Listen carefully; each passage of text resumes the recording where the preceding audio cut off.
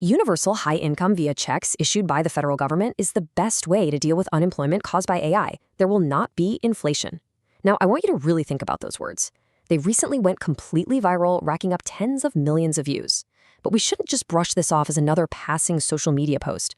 Coming from Elon Musk, this is essentially a dire system diagnostic coming from deep inside the machine itself, warning us of an impending, massive structural shift. Welcome to The Explainer. Today, we're going to treat the global economy like a massive software simulation, and we're looking at what is arguably the most critical system update in human history. Our goal is to decode the mathematical realities of the incoming AI economy. I am absolutely thrilled to break this down for you, because when you look at the raw data, the future of work looks completely different than anything we've ever prepared for. Okay, let's dive into this. To make sense of this massive macroeconomic shift, we're going to follow a highly structured blueprint today. First, we'll unpack the new AI equation. Then, we'll examine the historical Luddite reality, dive into the currently shrinking career ladder, analyze the impending tax-based crisis, and finally, decode the universal income math required to actually patch the system. Let's get right to it. Part 1. The new AI equation. Basically, we're looking at a 250-year-old algorithm here. For, well, the last 2.5 centuries, our economic simulation has run on a very predictable set of rules. In the old equation, you sold your time, you used tools to create an output, and that output generated wages which then funded taxes, right? Every major transition from farms to factories, factories to offices, offices to software, it all followed this exact rule. When a machine took a job, a new job just opened up somewhere else on a new rung of the ladder. But the new AI equation, it absolutely shatters this. Now AI capital creates the output directly through machine automation. And the terrifying yet fascinating part, the ladder is the machine now. To really grasp why this time is different, we have to define what's actually being automated. And it's one word: cognition. AI is the very first technology in our history that is coming for human judgment, writing, analysis, and coding. Basically, the stuff that made our work defensible in the first place. When the machine takes the kind of thing that makes jobs, that traditional advice of, hey, just retrain and move up the ladder completely breaks down. You literally can't move up when cognition itself is what's being automated. Moving on to part 2, the Luddite reality, or what I like to call a glitch in the historical narrative. Whenever we talk about massive technological disruption, people love to bring up historical reassurances. Let's look at the Luddite weavers of the early 1800s. By 1830, a single operator on an automated power loom could pump out the output of 40 hand weavers. Now, history kind of laughs at the Luddites who smashed the looms, telling us, hey, don't worry, everything worked out in the end.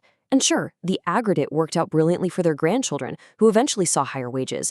But the actual individuals living through the transition, they lost their jobs, their homes, their savings, and their entire economic identity. They died poor. So the crucial point here is the speed of this transition. Industrial hardware moved slowly, right? But AI software, it moves at absolutely breakneck speed. The transition today is measured in business quarters, not decades. I mean, the software engineer who gets laid off in 2025 simply cannot sit around waiting 30 years for their grandchildren to reap the economic benefits. We have to solve for the present. Which brings us to part 3, the shrinking career ladder. Let's analyze some localized system errors. Let's shift from historical theory to the hard, diagnostic data happening right now, just beneath the surface of our historically normal 4.3% unemployment rate. Now, what's really interesting here is what this reveals about the entry-level squeeze. A Stanford Digital Economy Lab study tracked junior software developers, specifically ages 22 to 25. From late 2022 to September 2025, their employment dropped by almost 20%. And here's the absolute kicker. Over that exact same time frame, the tech industry's revenue was going up. Companies are making more money while actively sawing off the bottom rung of the ladder. And the mechanism behind this localized error is pretty starkly visible in the Anthropic Economic Index. Just look at the task coverage. For computer programmers, an AI model like Claude can now cover 75% of their tasks. What's happening is that senior developers are just delegating massive workloads to AI instead of hiring human juniors. In fact, nearly half of all the jobs sampled already have a full quarter of their tasks covered by the model. The diagnostic logs are spelling this out so clearly. In 2025 alone, there were roughly 55,000 explicit AI-cited layoffs in the US. Snap cut 16% of its workforce, Block slashed nearly half of its total headcount. The fintech company Klarna, they replaced 700 customer service reps with a single OpenAI-powered chatbot, shrinking their total workforce from 7,000 down to 3,000 in just a few years. And remember, guys, this is merely the digital pregame. This is all happening before physical humanoid robots even scale up. Part 4. The tax-based crisis, the impending system crash. Let's zoom out to the macro level for a second to see how this localized displacement threatens modern government. 85%. I really want you to let that staggering number sink in. That represents roughly how much of the U.S. federal revenue comes strictly from taxes on human work, largely through individual income and payroll taxes. Our entire government is funded by the assumption that humans are the ones doing the producing. If human labor disappears, we enter what we can basically call the fiscal crash loop. It goes like this. Step 1, AI displaces human wage earners. Step 2, payroll and individual income tax receipts completely plummet. Step 3, social programs like Medicare and Social Security go bankrupt at the exact moment public demand for them heavily spikes. And remember, this simulation is currently running while sitting on a massive $40 trillion national debt. There is literally no fiscal buffer here. So, returning to Elon Musk's quote about federal checks, to write those checks, the government actually needs money. The inescapable reality is that the entire tax code has to be totally rewritten around capital and production, not human labor. We literally must tax the machines. This requires a massive 40-year tax rewrite compressed into maybe 5 years. The system has to use the economic output of the thing causing the problem to fund the people harmed by the problem. Which brings us to part 5. The universal income math. Installing the system patch. And this brilliantly illustrates the necessary software patch required to keep our economic simulation from just completely crashing out.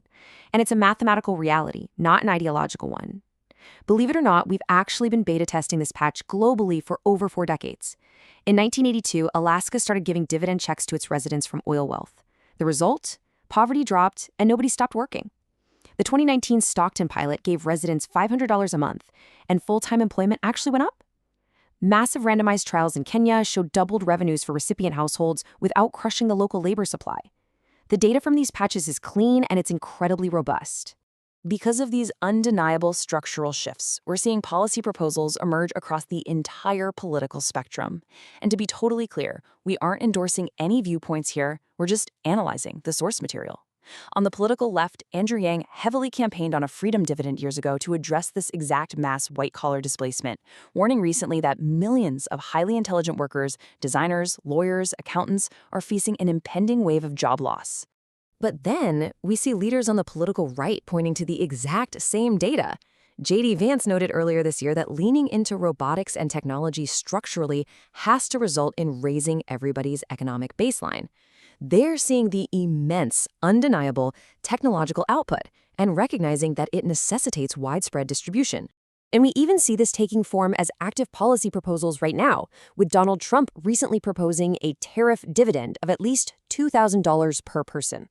Structurally speaking, a freedom dividend, a tariff dividend, and universal high income are all the exact same mathematical patch.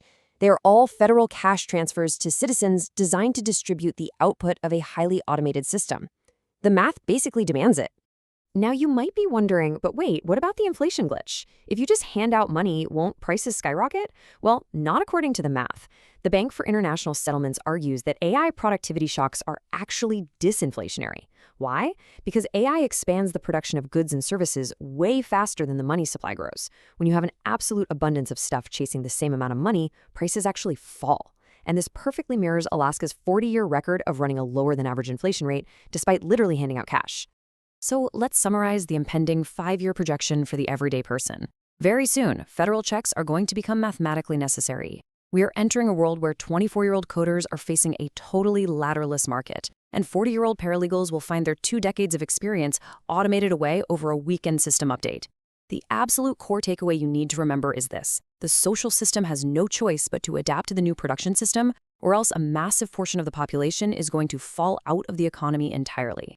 We are at the very beginning of the most transformative economic shift since the Industrial Revolution. The old equation of trading your time for a spot on the corporate ladder is literally being rewritten in real time. So I want to leave you with this one thought to chew on. When the machine becomes the ladder, What will your economic identity be? Thanks for joining me on this explainer. Keep learning, keep analyzing, and I'll catch you next time.